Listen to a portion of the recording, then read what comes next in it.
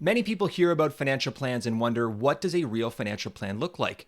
Or they may already have one and wonder how good it actually is. In this video, I'm going to walk through the exact process that I stepped through with clients who are considering hiring me as their financial planner. I'll step through the documents that I review, the discussions that we have, and the deliverable that every client gets before they make any decisions. I'll outline the main components of a retirement financial plan, the criteria that you should use to measure how good or bad a retirement plan is, and give you an idea of what it might look like to begin working with me. And if we haven't met yet, my name is Mark Walhout, and I created this channel to share ideas and concepts that I'm using to help people with retirement every day. If you want to get more videos like these, consider subscribing to the channel and hit the bell icon so that you're alerted when new videos are posted. So the first step when somebody reaches out to me and indicates that they're interested in working with me as their financial advisor is we set up a 30-minute introductory meeting. And the goal of this meeting is really just to see if there's a fit between your needs and the services that I offer to clients. And in this meeting, we talk about a few key questions. The first one is just simply asking why you've reached out. What's occurred in your life such that now is the time that you want to speak to a financial advisor or consider changing financial advisors. Next, we'll talk about what you're looking to achieve or what needs to occur from a financial perspective and from a life perspective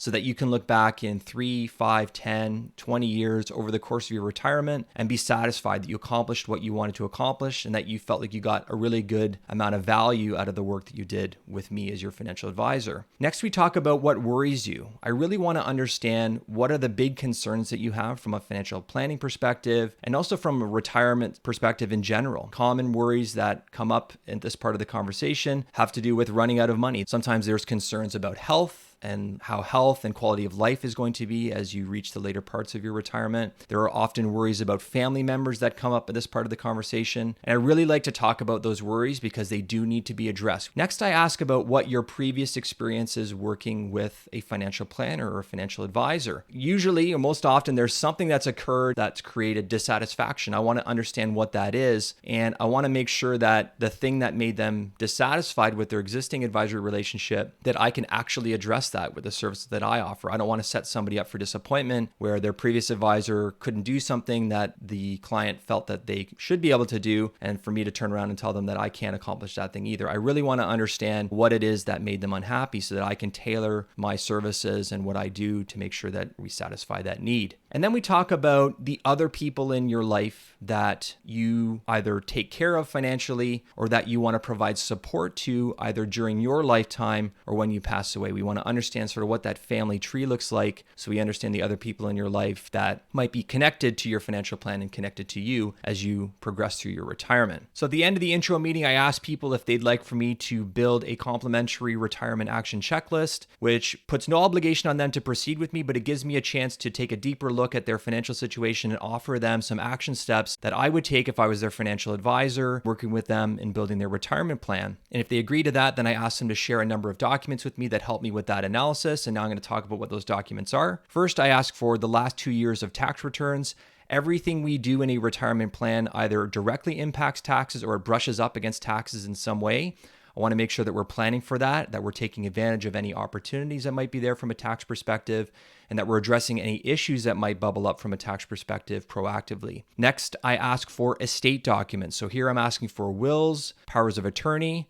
In some cases, people who are approaching retirement don't have these documents in place. So automatically that jumps to the top of our list from an estate planning perspective. But I want to read those documents and based on the notes that I have from our first call, see if those documents might be either updated or changed to reflect your needs, your family situation, and your desires in the event that something happens to you. Next, I want to review your investment statements. I want to see how your investments are spread out in different accounts, what investments you hold, and determine if there might be a better fit for your needs for your investments as you move into and through retirement. Next, I ask people to fill in a very simple cash flow planner. And here we're simply trying to outline how much do you need in retirement, both from a core expenses perspective, but also from a discretionary expenses perspective. And the exact sheet that I use for this step in the process is in the description section below. You can download it for yourself and you can use it if you like, but it's meant to be a fairly simple exercise to help us plan spending. spending. Everything that we do in this retirement plan needs to gear around how do we get you the money that you need to live throughout your retirement every month and do it in a sustainable and appropriate way. Next is I want to review your existing life insurance, disability insurance, critical illness insurance, and if you're still employed and working, any benefit booklets. We want to understand what the risks are to your financial plan. Can insurance address those needs? Is existing insurance in place to address those needs? In some cases, insurance can be removed from a plan. It can be let go. In some cases, there are gaps that may need to be filled, but I want to address that as part of the financial action checklist I'm about to go through as part of this step in the process. And then finally, if somebody still has a mortgage or they have a line of credit, I ask to review those statements and see if there's any actions that we can take to make that debt more efficient or restructure it for them so that it's more appropriate for their plan. So in our next meeting, I'll present your financial action checklist. And now we're going to walk through a sample financial action checklist that I prepared a few years ago. I've changed all the details. I've completely anonymized it,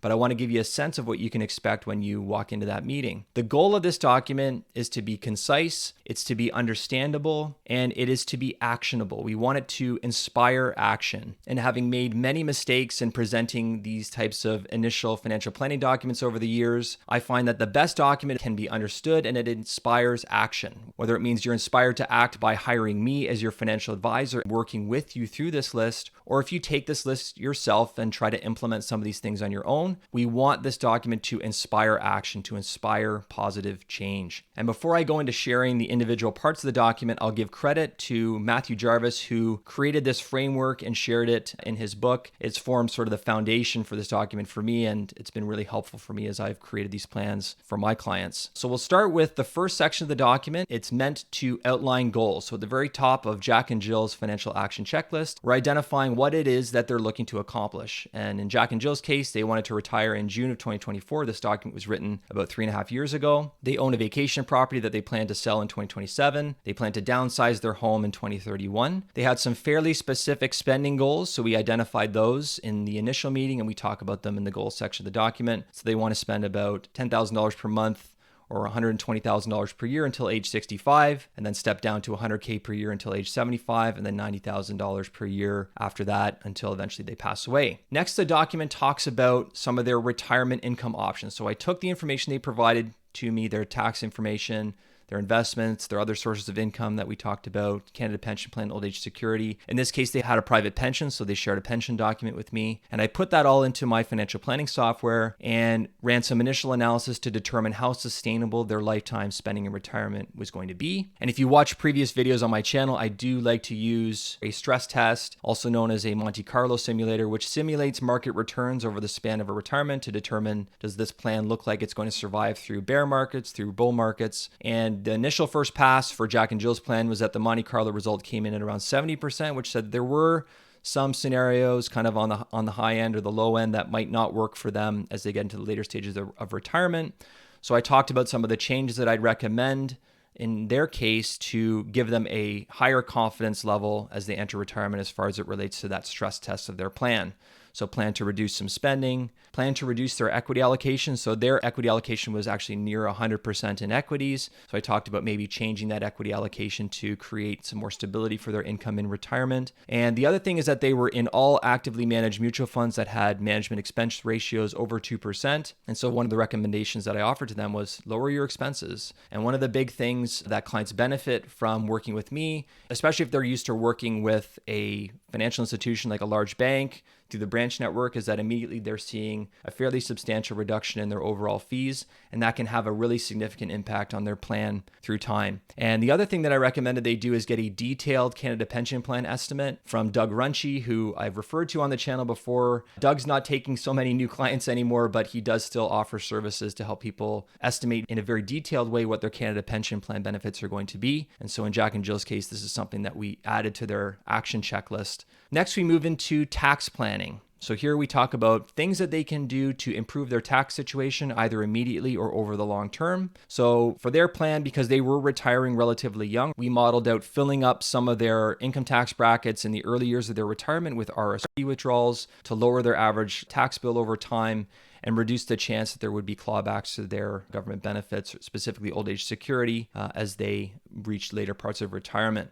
And I made a special note here that this needs to be reviewed on a regular basis. Dynamic spending in retirement needs to be revisited because life changes, markets change, tax legislation changes. So we want to make sure we stay very flexible in this case and review very regularly. Jack and Jill also had some capital losses that they could carry forward to future years. So I wanted to make sure that they identified those and that we planned around those. And Jack and Jill also had a strong inclination to be charitable, and they also had some non-registered investments. So I talked to them about the potential for donating appreciated securities, which would offer for them some tax benefits. And I won't go into that detail in today's video. That's probably a subject for a future video. But sort of looking across their entire picture, I wanted to identify at least 3 or 4 things for them that they could do to improve their tax situation over time. Next, we talked about their estate planning. So they didn't actually share, in this case, the real life couple didn't share their estate documents, but they did talk about how they shared ownership of their family property. So I wanted to highlight that in the section where we talked about estate planning. And just generally at retirement is a good time to review the documents that you have to make sure that the people that you have in place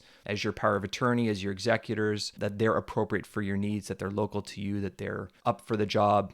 A whole bunch of things that go into those decisions, but we want to do a robust review of those estate documents as you're approaching retirement. I also included a note for Jack and Jill to consider adding each other as the joint with right of survivorship owner on their non-registered investment accounts to create some more efficiency for their estate in the event that either of them passed away. It's something that we've talked about in previous videos as well. Just another thing that can help make that estate planning a bit more efficient for Jack and Jill. Next, we talked about risk management. So Jill has a teacher's pension, and I encourage them to look to see if those benefits might carry into retirement, to what extent. And in our intro meeting, they did talk about their concerns about having an illness later in retirement and not wanting to have to sell their home. And we talked about a product that might be able to help them with that, a long-term care insurance product that might address their needs. So we addressed that in the financial action checklist. And then at the very end of the document, we talk about their investment portfolio and some very simple stuff here. An approximate asset allocation, another encouragement to consider lowering their investment costs and maintain a globally diversified portfolio. But a portfolio that looks like this, in Jack and Jill's case, would be very suitable for them to enter retirement with. So at the end of our second meeting, I let you know that the financial action checklist is your property, and you can now think over whether you'd like to proceed in working with me as your financial advisor. And I say that that one-page plan effectively sort of becomes our game plan or our action list for our first 12 to 18 months of working together. Typically, implementing all the items in a financial action checklist can take up to a year to a year and a half. And then once we get beyond that initial implementation phase, the plan moves into sort of a maintenance mode where we're regularly meeting, updating each of the items in each of the different financial planning areas as your life changes and as your retirement evolves. Because after all, a financial plan and a retirement plan needs to be dynamic. It needs to respond to different circumstances, and it needs to respond to you as your life changes. The other option is that you can take the financial action checklist and you can try to implement some of these measures for yourself. My goal is that walking out, that you felt like you've gotten some value and that you are in a position where you can now make some positive change. Some people have asked me why I don't charge for this particular upfront plan. And the answer is a couple reasons. Number one, a lot of times people that I work with in this process have never worked with a planner before, so they really don't have an ability to judge the quality of the output. My goal here is to give somebody a very simple deliverable that's helpful to them, that gives them a positive experience of what it's like to work with a planner, and then sort of helps them as a half step before they make the large commitment to work with a planner for a longer period of time. The second reason is that it gives us an opportunity to sort of interview each other and get a feel for what it's like to work together. I want you to feel comfortable with me. I'd like you to feel comfortable with the way that I communicate and the way that I share ideas with you and that we interact together. And this part of the process also serves as a good way to establish maybe there isn't a good fit and maybe we shouldn't continue to work together. So I do like doing it this way because it gives us that extra chance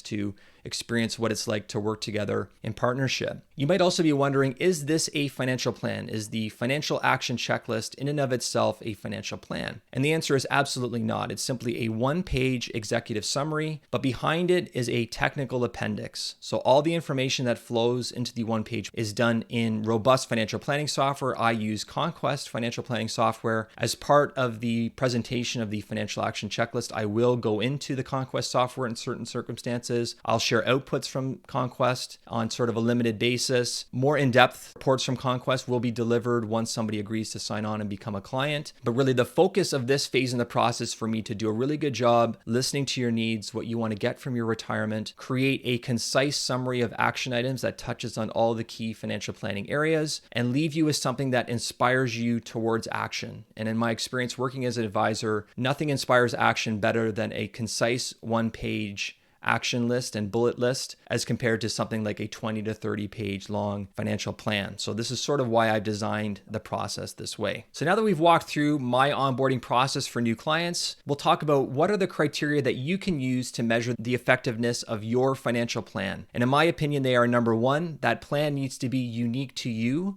Both the financial and non-financial elements of your life, the plan needs to discuss those and be addressed to those individual elements for you and for your plan. So it's not just dollars and cents, but it's also your hopes, your dreams, your fears. Your plan needs to be custom for you and your situation. Number two, does it touch on the major elements of a financial plan? And the major elements that we talked about today and that are included in my financial action checklist include your goals, planning for your retirement income, planning around income taxes, estate planning, risk management as far as insurance is concerned, investment management, and then financial management for things like debt, lines of credit, and things like that. Number three, is the financial plan supported with data? We can't have a one-page financial plan without a very detailed technical appendix. So the document needs to be supported with numbers and figures to back up the recommendations that are being made in that plan. And it should be done in a professional way, in a very clear way, and a very accurate way. Number four, is the plan based on evidence? Does the plan use realistic return expectations? Is the plan based on the most recent tax and legal changes that have been brought forward to make sure that plan can be relied upon if you go ahead and implement it? And then finally, and probably most importantly, a financial plan needs to be clear and understandable and actionable by you. So that's what clients can expect when they reach out to me for a fit meeting and want us to interview each other to see if there's a good fit. If you'd like to reach out and go through this process with me, there is a link in the description section below so that you can set up a quick introductory meeting. I'll also include a link to the financial action checklist sample that I presented today if you want to take a look at that. If you have any questions or comments, leave them in the comments section below. If you like this video, give it a thumbs up. And if you have any questions for our retirement mailbag, there is a 2-question survey in the description section below. You can check that out as well. Thanks for watching all the way to the end and have a great rest of your day. Take care.